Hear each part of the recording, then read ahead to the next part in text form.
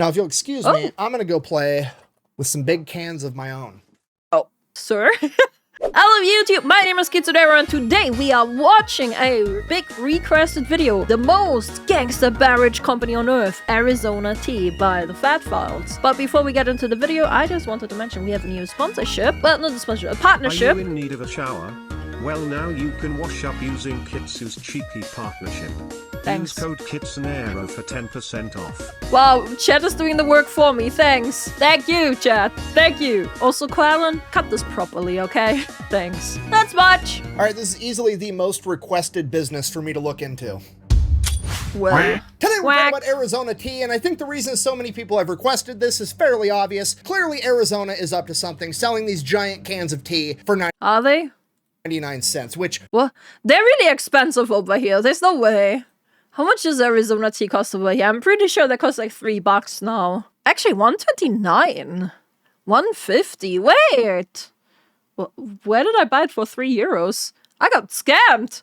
right out of the gate feels weird, but then it gets even weirder when you realize that they've been selling that same can of tea for the same exact price since 1992. Okay, inflation has gone up 100. I like Arizona iced tea. It's good. It's good. 24% since then, meaning that if they just wanted to maintain everything, that can of tea should cost at least $2.24. Okay, bear in mind, we live in a world where as of 2021, the Dollar Tree is now the $1.25 tree, okay? The only other product that is sacred is the Costco $1.50 hot dog. Yo, Costco dollar. That's one thing I also want to try if I ever go to America. Can I just go into a Costco store? Because Costco is more like of an all-around store, right? Can I just go to Costco and buy a hot dog if I don't live in America? If I just visit? Because you need a membership, right? What if I go there with someone who has a membership? Can I do that? Okay. Mods, do you have a membership? Mods, do you have a Costco membership, mods? Make that even kind of feasible. My parents do? Hell yeah. That is sacred is the Costco $1.50 hot dog. And to make that even kind of feasible, Costco had to go out and buy 2 hot dog making factories, and they still lose money on it, okay? The only reason Costco's staying in business is because they make so much money on all the other things they sell, they can just afford to take a loss on the hot dog. It's called a loss leader, yeah. Which makes the Arizona tea can absolutely insane because it's the equivalent of Costco only selling hot dogs. They have to be losing money. It doesn't even seem feasible. They're clearly up to something, and we're going to get into it right after a word from our sponsor. Wow. This video is brought to you by Rocket Money, your all-in-one finance app that's going to help you cancel subscriptions, lower your monthly bills, and overall manage your money better. Rocket Money covers pretty much everything. They will let you monitor your credit score. They help you manage your budget by letting you see all of your expenses in one easy location. And then if you want them to, they can actually go in and help negotiate a lower price on some of your bills, like your cell phone, for example. And that sounds too good to be true. they don't just save you money by negotiating down some of your bills, they also help you identify and cancel a bunch of subscriptions that you probably didn't even know that you had. And this is my favorite part because me and my wife, mostly my wife, has a horrible habit of signing up for free trials on apps and then I couldn't relate. Couldn't be me. Could not be me. Is this a woman thing? forgetting to cancel them. But luckily, Rocket Money's here to let me know that I've been spending $7.99 a month every month for the past 3 years on some photo editing app that my wife used one time for an Instagram post. Oh. Yeah, babe, what's up? How many guns did you buy this year? God damn it. No comment. Wait, what? How do you even know I'm talking about you right now? Did you bug my office? A, don't worry about it. True. B, keep my name out of your mouth. Oh. All right. God. All right, I gotta finish the ad. I gotta go. Bro, I love a shirt. Keyboard warrior. That's great. I need that. Love you. Buh. That could have went better. Anyways, if you want to take control of your finances today, go check out Rocket Money. I will have a link in the description down below. Let's get back to the video. Wow. There's a baby monitor in my office. All right, our story begins with the Put that on the text right off. owner of Arizona Tea, John Voltaggio. In the 1970s, he was a truck driver for an alcohol distribution service. Essentially, he was driving a truck around the city and he would deliver all the alcohol to convenience stores and gas stations, and he did that for years. After doing this for years, him and his co-worker John Farolito decided they're going to start their own distribution service. However, as I'm sure you can imagine, that's a very tough business to get into, and initially the only clients that they could get were all the convenience stores and gas stations on the sketchy part of town that nobody else wanted to deliver deliver to, but they did it anyways. Then after they had a fairly successful distribution Just realized he's now wearing a different shirt, I guess. Huh, legalize. Legalize what? service, they figured, hey, we're already carrying all these different types of beverages to deliver them to all the convenience stores, and we have those relationships. What if we started our own brewery and started making our own alcoholic beverage, and then we could just have one more product to be able to offer all these clients? So they did, and that was fairly successful also. So now that they have their own alcohol, they have to figure out how to market it. And this is where John Voltaggio really figures out how to market a product, and he looks around at all the other successful products in the Okay, so they started out as an alcohol company. How do we go from alcohol to iced tea, though? alcohol market in the 1980s. And let's just call a spade here. The 1980s is the pinnacle of the sleazy advertisement era, okay? I mean, we've got camels trying to sell children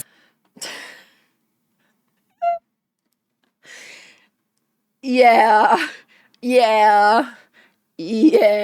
flavored cigarettes, and we've got every alcohol company on the planet desperately trying to convince you that if you drink Bud Light or Coors Light or whatever, a supermodel is going to be attracted to you and your beer gut. So John That beer butt, man. That beer butt. Voltaggio, learning how to market a product, he's like, okay, step 1, make it cool. Step 2, have a supermodel with huge cans promote it. Easy. Honestly, sounds easy enough, yeah. They then proceed to name their beer Midnight Dragon, which is the coolest name for a beer I've ever heard. And Does it still exist? That actually sounds really dope. I'm just popping in to say hi, have a good stream, and congratulations on anniversary, Kitsu. Thank you! this is in 2024. If you adjust for inflation, it had to have been way cooler back in the 1980s. I mean, even today, that's a brilliant name. Imagine going over to your buddy's house, he opens up the fridge. Oh, what did you want to drink? We've got Miller Lite and Midnight Dragon. Bro, that sounds so cool. Does that still exist? Midnight Dragon. Midnight Dragon was a line. So not anymore.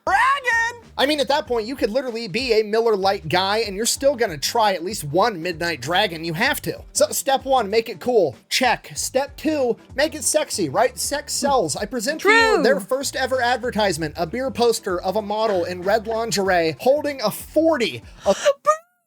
No! What? I can't say this. I can't say this out loud. Just read. Any lurkers and anyone who's just like listening to the video, look on the screen. I can't say this. YouTube would get me. Holy. Midnight Dragon with a straw with the caption, I could suck on this all night. He did say it! I guess it's fine. Never mind. Never mind. Never mind. You know what? Maybe it's better if a man says it. Maybe it would be better if a woman says it. The fact that it's a 40 is just completely outrageous. Like, the notion that anyone in the history of mankind has ever been drinking a 40 while simultaneously also concerned about smearing their lipstick is just completely unhinged. Like, I need a part 2 of this beer advertisement. I know that straw doesn't reach the bottom of that 40. What happens when the straw doesn't reach anymore? Do you just throw it away and get another 40? Or are you going to be so drunk off the first 20 ounces you're not going to care about your lipstick anymore? As the lurker just caught my attention, oh hell yeah. I'm sorry, I'm getting sidetracked. Anyway, so this goes on until like 1990, and John Voltaggio, while he's delivering beer one day, there's another distributor there, and he's actually dropping off a bunch of Snapple. And John Voltaggio is just like... Is Snapple, by the way, Snapple, that's a thing in America. We don't really have that over here. But my question is, does Snapple actually have sayings in the caps? I heard that's a thing. Do they actually have any sayings in the caps? Yeah, they do. Fun facts under the caps. That's actually so fun. I like that. I haven't had any in a long time, but they used to. Okay. Used to at least? So, okay. We're not sure they definitely used to, but we're not sure if they still do. Captivated by it because it's the middle of winter. Why on earth would anybody be drinking iced tea in the middle of winter? It doesn't make any sense to him, but apparently a bunch of people enjoy it, so he's like, that's it. I'm gonna start selling tea. So oh yeah. I actually do like ice cream in the winter. I do. I don't know why. I'm weird. Do you guys like ice cream in the winter? Do you like cold drinks in winter? I know like warm drinks are like amazing in winter, right? They really warm you up. But cold drinks, bro. Bro, I do. Not weird at all.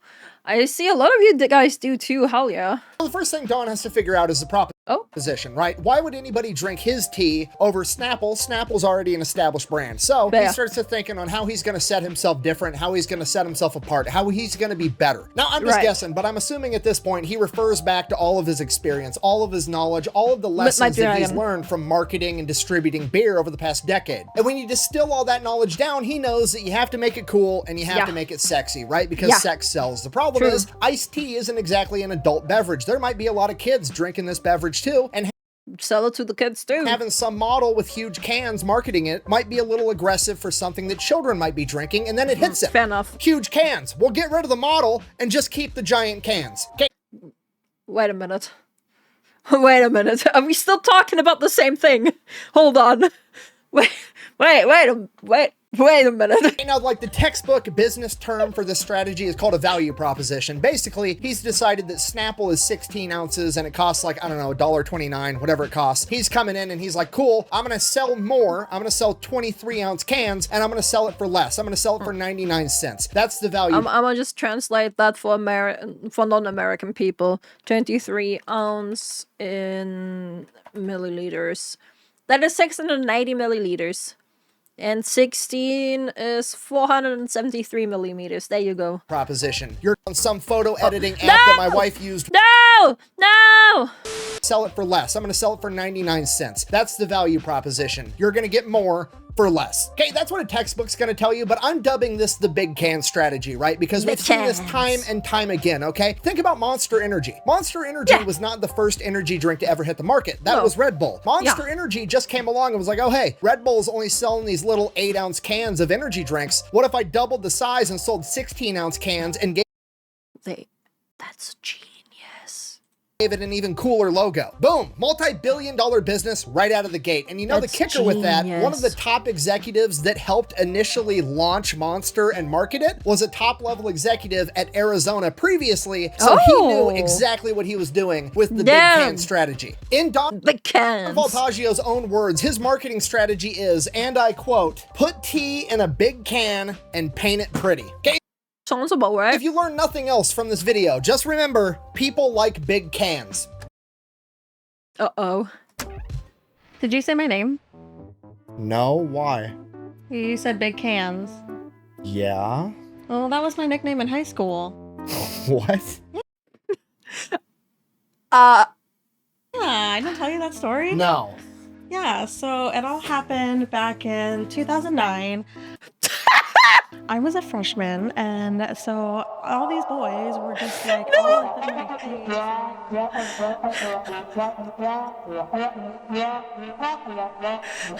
I'm like, sorry, what? are you paying attention? Yeah. No, I heard all of it. Okay. Sorry, anyways, we've got the business model. Classic value proposition. Big cans! And give more for less. Super simple, easy to market, great, tried and true business strategy. Next thing, what are we going to name the company? You came in at a weird time. Sorry to interrupt. Sorry about that, Rosie. Big cans. Do you like big cans, Rosie? Chat type 1 if you like big cans. Oh, Don's thinking on it. He goes back home to his wife and he's looking at his house and he lives in this like Spanish colonial or sometimes referred to as Santa Fe style home. And he's like, cool, I'm just going to call it Santa Fe tea. When you think of tea, you think of hot, the desert. Santa Fe is perfect. We're going to slap Santa Fe on the can. He does a couple of designs. The word Santa Fe just, it doesn't look right. It doesn't fit. So he's like, I'm just going to say Arizona tea. Arizona does sound cool. Don's never even set foot in Arizona, but he's like, it's fine. We're just going to call it Arizona tea. It'll be good. Sounds good to me. Okay, next thing, got to make the cans cool. Don's wife volunteers. She's going to design all the cans. Perfect. We got everything we need. So now Don and John Farolito are going to go to the bank, get a loan, and start their tea company. The bank hates it. They think it's a horrible, stupid idea, but they reluctantly end up giving the loan anyways for a couple of reasons. One, they're already successful businessmen. They already have a ton of money and collateral. And B, sometimes you just got to bet on the player and not the game. So the bank, while they were wrong, they ended up making the right decision and loaned them the money to get started. So 1992, Arizona tea hits the shelves for the first Bro, the green one. Making the right decision and loaned them the money to get started. So 1992. I wonder when the bottles come in, because over here, we don't usually sell Arizona green tea in cans. We sell them bottled. Is that a European thing? Do you guys have bottles over there in America? The bottles? Yeah. Okay. They just love cans. EU loves microplastics. Also true. We have cans over here too. We have big cans. We have big cans over here too. What do you mean? Hello, video? Arizona tea hits the shelves for the first time and pretty much is immediately outrageously successful. And from here, it's pretty much 3 decades of Don Voltaggio being a gangster about absolutely everything. Don wakes up one morning, decides he wants to start selling giant 1-gallon jugs of tea. He starts making the tea, takes it to the distributor. The distributor's like, hey, this is never gonna sell. At which point Don is like, cool, you're never right about anything. Go ahead and put it on the shelf anyways. We'll see what happens. Now it's in like every grocery store in America. He decides what? A big jug? Bro. Wait. What is it with America and jugs? Jugs like this. What is it with America? We don't sell jugs. We don't. We really don't. Jugs are awesome. Perfect for my lunch. He decides he wants to come out with a new flavor of tea, honey and ginseng green tea, and then he has that's the best one. Best one. 10 out of 10. Best one. I think I'm just biased because I love green tea. His wife design this beautiful can, at which point he takes a bunch of criticism like, hey, men are never gonna drink that tea because it's a girly colored can, at which point... Chat, do you like this tea? I know 99% of you are men. Do you like this? Let's see. Type 1 if you like the design. Yeah, awesome, there we go. So he was just wrong. At which point he's like, fine, I'll just sell it to women then. Fast forward a decade later, it's their best-selling flavor, and probably one of the most iconic... That's a genius! I'll just sell it to women then. Fast forward a decade later, it's their best-selling flavor, and probably one of the most iconic product designs of all time, and it's all because he had his wife's back like a complete badass. He would also get a bunch of because he wasn't doing any marketing. Like, he had no marketing to... You don't need marketing if your product is good. If your product is good enough, word of mouth is 100% enough. Department whatsoever, to the point that whenever companies or interviewers or news sources would ask, you know, hey, how big is your marketing department? He would reply, pretty big. I don't have one. About 6'8", in fact, referring to himself because he was the only guy that did any marketing, which honestly wasn't much. They weren't worried about product placements and being a Super Bowl commercial and all this other dumb that all the other brands do, because Don knew that he had the value proposition on his side. He knew that he was selling more tea for less, and he was putting it inside of a cool can, and the product would sell itself, and he was absolutely right. Okay. He was. I mean, it's so big, it's like all over the world, right? 2008, Arizona Tea is huge. They have their own factory, everything's paid off. Oh yeah, here we go, the bottles. They're making a ton of money. They're the #1 ready-to-drink tea brand in the country. At this point, the company is worth over $1 billion, and John Farolito, who over the past decade has become more and more of a quiet partner as Don just kind of took everything over, and John just got to, you know, reap the rewards. He comes out and he's like, hey, we could literally sell this company and make billions of dollars and just be- No, don't do it. Don't do it. No, don't sell the company. Do not. No,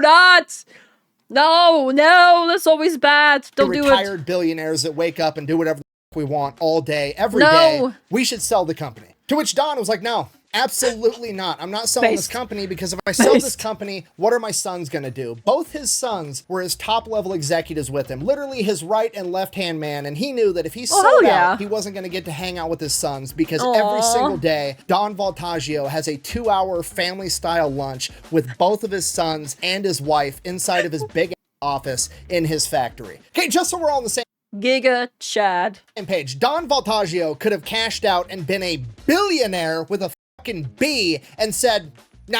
Why do you need to be a billionaire when you're a millionaire? Like, personally, I don't get it. I'd rather hang out with my kids. Go yourself. That is the most gangster thing I think I've ever heard in my entire life. Like, imagine how his sons feel about him after that. You know what I mean? Like, imagine going to work with your brother and your dad all day, every day, knowing that the only reason that you're there right now was because your dad got offered to be a billionaire. Like, basically a king or an emperor of capitalism in America, essentially. Like, your dad could have just been like the guy doing whatever he wanted for the rest of his life. But no, he decided he was going to have your back instead. And now you get this awesome job with your family. Giga chat based father. Like, It's dad goals to a degree that I didn't even know existed. So this obviously leads to a little bit of a falling out between Don and John. John obviously wants to sell. He wants to take his money and run, which kind of understandable. So he's like, you know what? Fine. Don, you keep your half of the company. I'm going to take my half and I'm going to go sell it to some investment firm or something. And You can do that. I'm gonna get my money and I'm gonna retire. To which John Voltaggio is like, no, you're not. Absolutely not. You are not about to sell half of my company to some investment firm that's gonna wanna take it public, and then an army of MBAs is gonna march in here and try to tell me how to run my business that I built from the ground up when none of them have accomplished anything at all. Okay, I'm worried about taking care of my employees and my family and putting a lot of tea in pretty cans, and these MBAs are gonna march in here and they're gonna be worried about one thing, and that's getting a return on their investment, which is a fancy way of saying they're trying to make money for doing f***ing nothing. I love it. Yeah, never go public. Never go public. So Don and John go to court and battle it out for the next 8 years. They reach a confidential agreement outside of court. Nobody knows what it was. Nobody knows the terms. Nobody really knows what happened. All we know is that John got paid out $1 billion, and now Don Voltaggio owns 100% of Arizona Tea. He got paid out $1 billion? As of 2015. So clearly, they just paid out $1 billion. It's been 23 years. They have to raise the price of the tea, right? Absolutely not. Don is 100% against it, and he's going to do anything and everything he can to not raise the price of the 99-cent can. What on earth could his reasoning possibly be? You know, I'm just going to let him tell you. Why not increase the price and therefore increase the profit? We're successful. We're debt-free. We own everything. That's fair. Why? Why increase the price when there's no need? Why have people who are having a hard time paying their rent have to pay more for our drink? He's so based. He's so based. Oh my god. Oh my... Holy. Maybe it's my little way to give back. This dude's just a Oh my god. Is he single?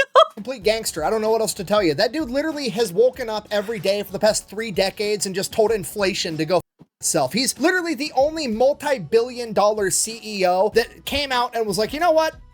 I'll just make less money. That is completely unprecedented, okay? Like, I love capitalism. I think it is the greatest system that humans have ever come up with. That being said, it's got a ton of shortcomings, and it would be so much better if everybody acted like that. Buh! This is all a complete lie, because last time I saw one at the gas station, it was over $1. Buh! Yeah, that does happen. That's actually the local store that you're at marking the price up higher than MSRP. Arizona. So I did get scammed by my local store. Motherfricker. Tea still sells their product below $1 and recommends that they sell it for 99 cents. If other companies raise it more than that, Arizona can't really do anything about it. So yeah, if you're not picking up what I'm putting down, I'm trying to tell you that your local convenience store is scalping tea. It's the world we live in. So other than Don simply being willing to just make less money, buy a smaller yacht, if you will, what else is Arizona Tea doing to cut costs to maintain this price point? Over time, they've done quite a few different things, one of which is they actually changed from selling 23-ounce cans to 22-ounce cans. And the reason they did that wasn't by selling, you know, 1 less ounce of tea is going to save us all this money. They didn't really get about the tea itself. What they did was they went to the can manufacturer and said, hey, we want you to make our cans thinner and use 40% less aluminum so that we save a bunch of money on the raw material end. So they actually ended up making the can a tiny bit smaller and then making it significantly thinner all the way around and having a different top so that they could save a bunch of money on the can itself. In addition to that, they also figured they could save a bunch of money on fuel by not delivering That is so smart though. their tea during the day to all the different stores. All their trucks run exclusively at night. Okay, just so we're all on the same page. Just so we're all... In your case, kids, it may be because they're shipping it all the way. No, they're producing it over here. We're not importing things from America.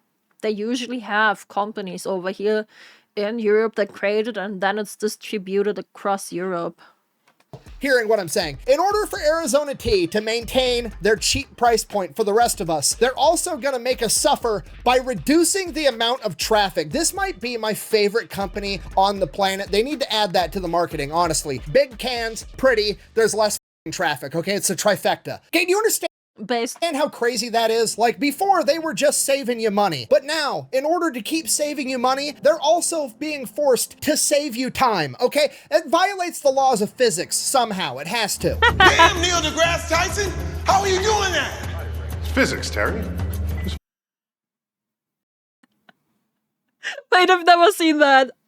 Wait, that's so good. That's so good. Physics. This is my new favorite company. Okay, I don't even drink Arizona tea. I'm starting today. Okay, that's it. That's all I got. I thought for sure Arizona tea was going to be up to something like every other company I look into, but no, they're not up to anything nefarious. They're not secretly being funded by the government. It's just Don Voltaggio, the owner, woke up every day for 30 years and decided to be a fucking badass. When they told him his 1-gallon jug of tea idea was dumb and it wasn't going to work, he said, cool, I'm going to go ahead and sell it anyways. And it worked. He believed in himself. When his wife designed That's the best you can do, just believing in yourself. this awesome can and they said nobody's gonna buy it because it's girly, he said, cool, I'm Must sell it to girls. gonna sell it anyways. He believed in his wife and he was a good husband. When it came time to sell out, retire, and be a billionaire, he said, but then I'm not gonna get to hang out with my sons. He had his kids back. He was a good dad. And when the time came to raise prices because everybody else was doing it, he said, nah, I don't need to make more money. I'll just make less.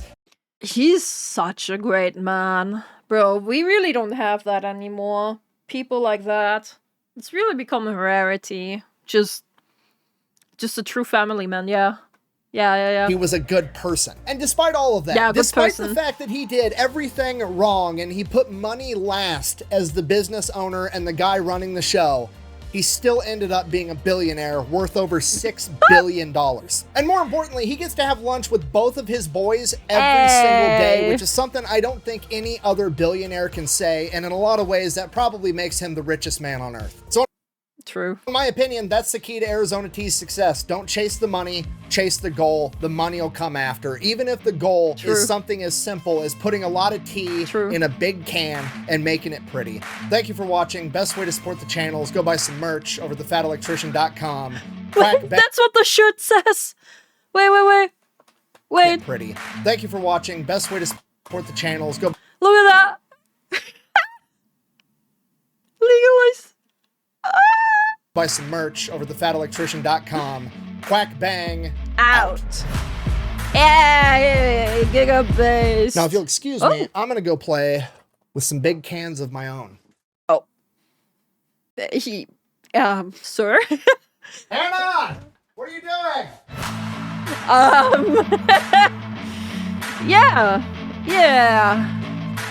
Yeah. Great video. Loved it. By the way, join the streams, join the Discord, buy gamer subs, buy cheeky soap using code Kitsunero for 10% off on both of them, and I'll see you in the next video. Goodbye!